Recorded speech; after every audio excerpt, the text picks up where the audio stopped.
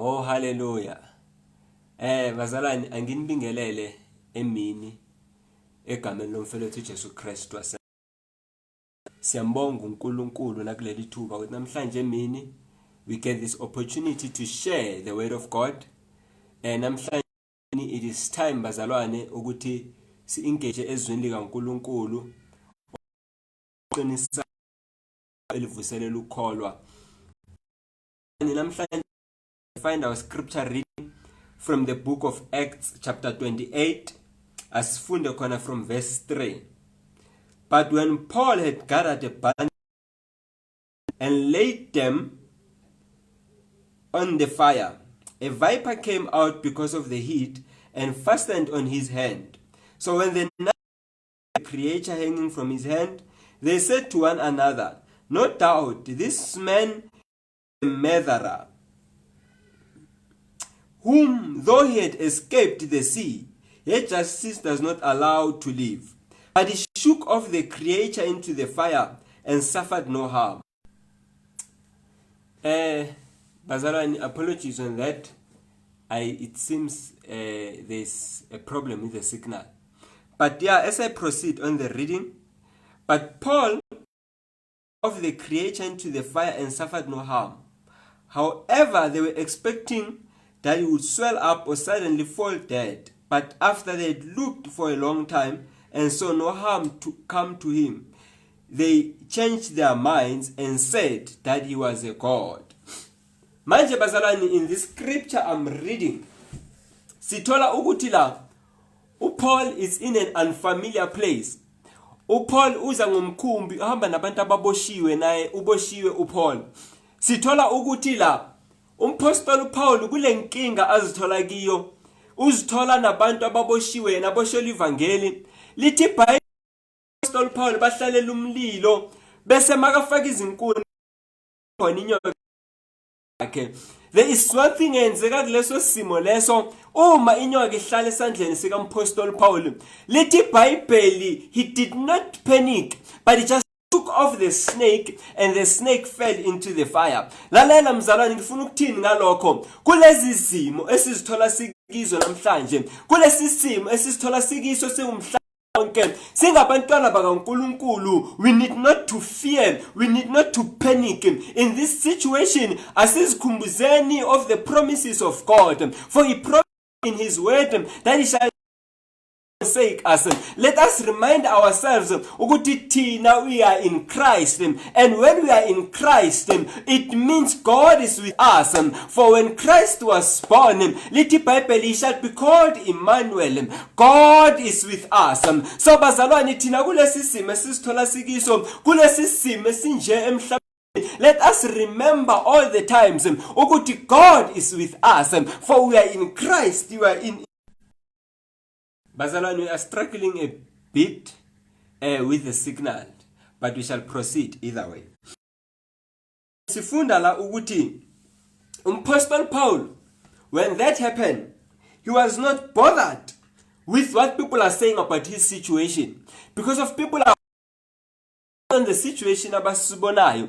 People are concluding based on what they can see with their eyes. Apostle Paul, he's kept. He knows this is the very same situation. Job lithi iBhayibheli uma sebunzimeni sebemjikela, even his friends, even his wife sekamjikela, lithi iBhayibheli there is one na uJob ukuthi uyamazi ukuthi umhlengi wakhe uyaphila. So bazalana kulesi simo, let us be kept by what we know of God. Let us be kept by God. Uma ngiqhubeka ngifunda ukuthi labantu uma bambheka uPaul decide based on the situation, but this man is a murderer. Though he had escaped a problem, he had escaped the sea, but a snake doesn't, justice doesn't allow him to live. Kuba nezimo ngizo bazalwane, uma abantu besibheka bese baya decide but akusi nkulu laba, uma abantu besibheka based on the situation esizithola sikiso bese baya decide but you know this man in he is not a child of God. But lalela, don't listen to those situations when I just know ukuthi you shall live, when I just know ukuthi you shall prevail in all the situations. God shall prevail. Let us not be captive of the situation. Let us not be discouraged. Hallelujah. Bazalwane, uma sichubeka la sithola ukuthi lenyoka umihlala esandleni sika Paul. The situation made everyone to focus on Paul. The situation made everyone to expect ukuthi Paul awe noma qala gule. But it's something they did not know about Apostle Paul. They concluded without knowing him. Lithi Bible la Apostle Paul, nothing happened to him. For when pain was supposed ukuthi ingene kuMapostle Paul, it found healing ku Paul. Ngoba lithi Bible uma silifuna ngelinye ilanga ngemiphilisiwe. Ipain umifika ku Paul yathola ukuphila okuku Paul. Apostle Paul ifuna ufaka ukufa. Yathola uMapostle Paul ukuthi he had life that is above death. Uma lenyoka ifika, it wanted to bring about curse upon Apostle Paul. But there is something that we know about Apostle Paul is that he had a blessing that is above every curse. So these situations that are facing us, the curses that are coming upon us, the pains that are coming upon us, we need to understand and know that we are blessed above them. We are blessed above all the curses. We've got healing above all the pains. We've got life above everything that might want to come upon us. Simele sizazi ukuthi thina singobani. Lalela lithi iBhayibheli. The very same people who were waiting for Paul to fall, the very same people who had concluded Apostle Paul is a murderer, it is the very same people who are first testifying about him. It is the very same people abakhuluma ngaye, but this. Hallelujah. Bazalwane, as I was saying, ukuthi labantu who were saying Apostle Paul is a murderer, the people who were saying Apostle Paul is a murderer, it is the first people to testify that he is a God.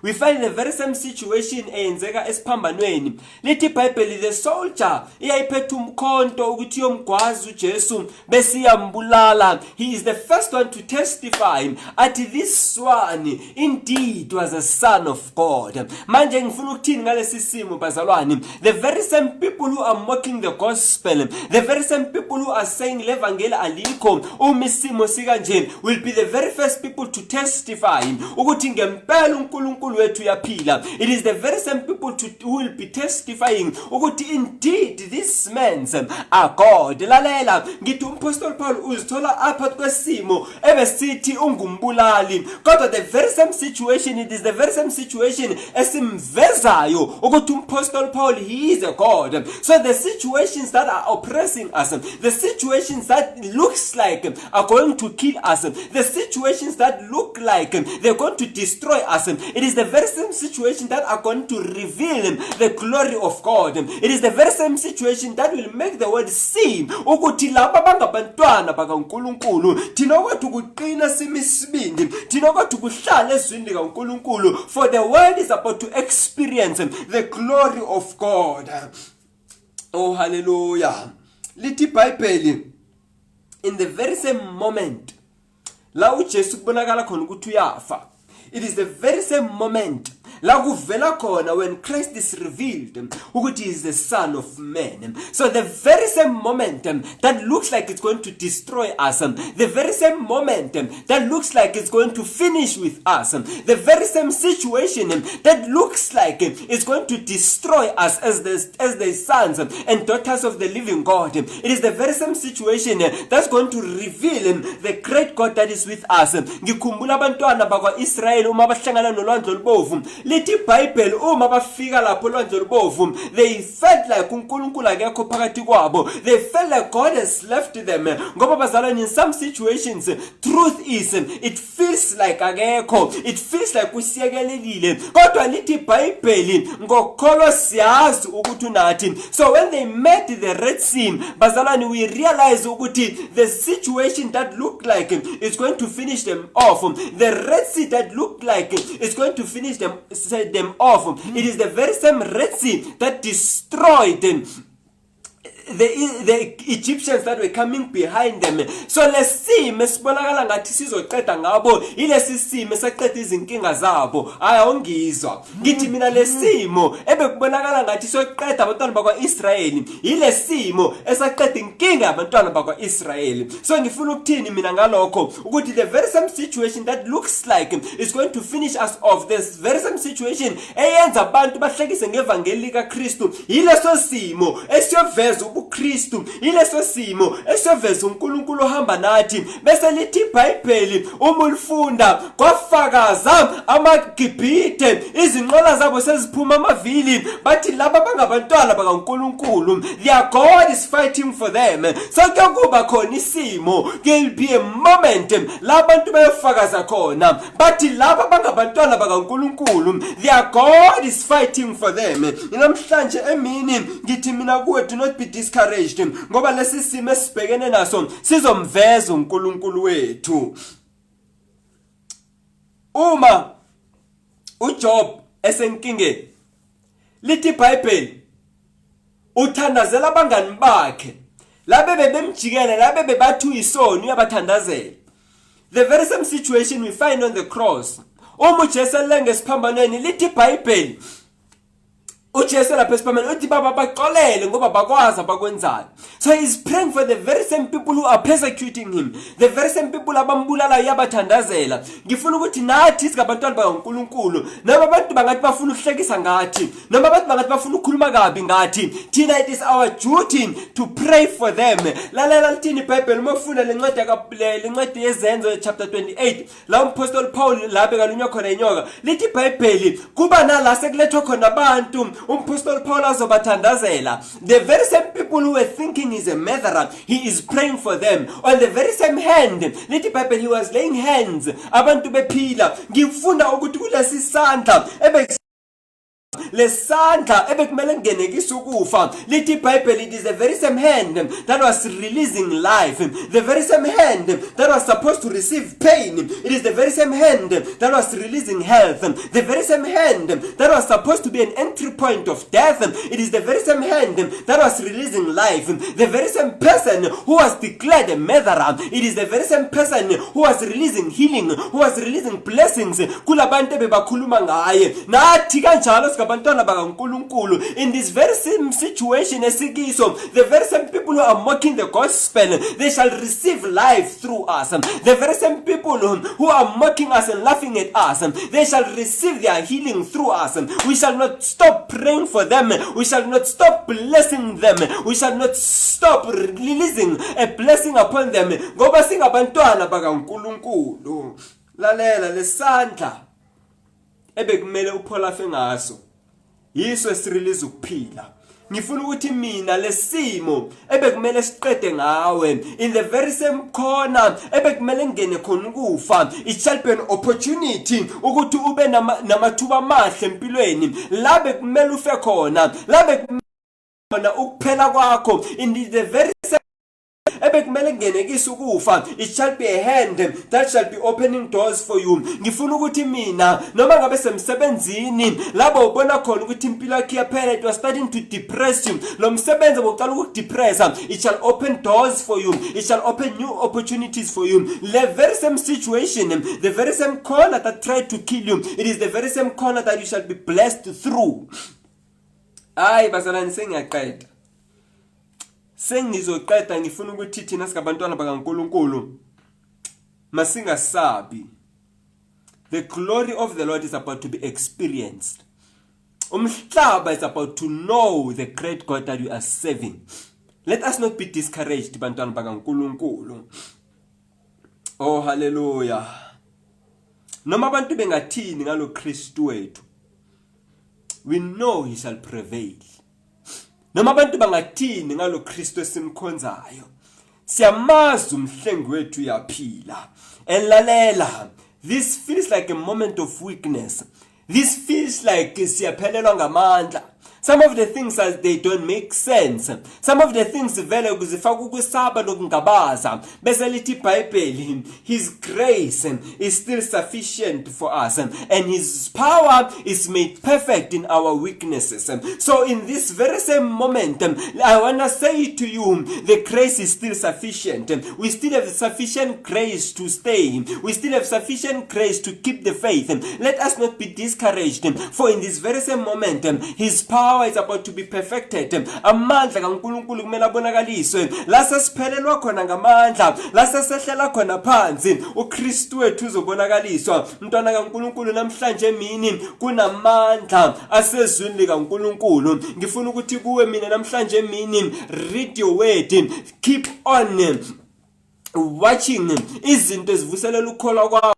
Keep on praising God. Bazalwane bese ithi incwadi kaJames sengivala, consider it pure joy when trouble come. Ngifuna ukuthi mina kuwe namhlanje emini, ukujabula kwethu ezimene ezinzima, our joy in difficult situations, isho one thing kuNkulunkulu ukuthi siyamethemba. Uma thina sithokoza kunzima, we are saying to God, God, we believe you for a breakthrough. Uma thina sithokoza uma sinzima, siyambonisa uNkulunkulu ukuthi siyamethemba futhi he will make a way for us. Lalela, uma sisaba simingabazi uNkulunkulu, kahle kahle siyamthuka. We are saying to God, we don't believe you, we don't trust you ukuthi you shall bring a solution. We don't believe that you will see us through. So singabantwana bakaNkulunkulu, let us keep the faith. Let us be joyous in the Lord. Let us rejoice in the Lord. Ngifuna ukuthi kuwe namhlanje emini noma isimo sinje, thina siyathokoza kuNkulunkulu, siyamdumisa uNkulunkulu, siyahlabelela ingoma zendumiso, siyamphakamisa uNkulunkulu. Athi ohlabelela ngelinye ilanga uncandweni, athi umdumise njalo nasezinhluphekweni, abantu baze babone uhambiso kwakhe. Nathi singabantwana bakaNkulunkulu asihlaleni simdumisa njalo, simphakamisa, simdumise ngathi sekasinikezile impendulo, simdumise ngathi impendulo yethu sesiyitholile, simdumise ngathi sesiyawubona umkhanyo singawuboni, ngoba siyamazi ukuthi umhlengi wethu uyaphila. Bantwana bakaNkulunkulu, let us keep the faith. Let us keep on praising God. Let us keep on praying. Pray earnestly. Pray without ceasing. Bese lithi iBhayibheli, rejoice. I say again, rejoice. Thokozani. Shalom. Ngaphinda ngithi thokozani. uNkulunkulu omusa aphinda nibusise kukho konke bazalwane. Siyohlangana futhi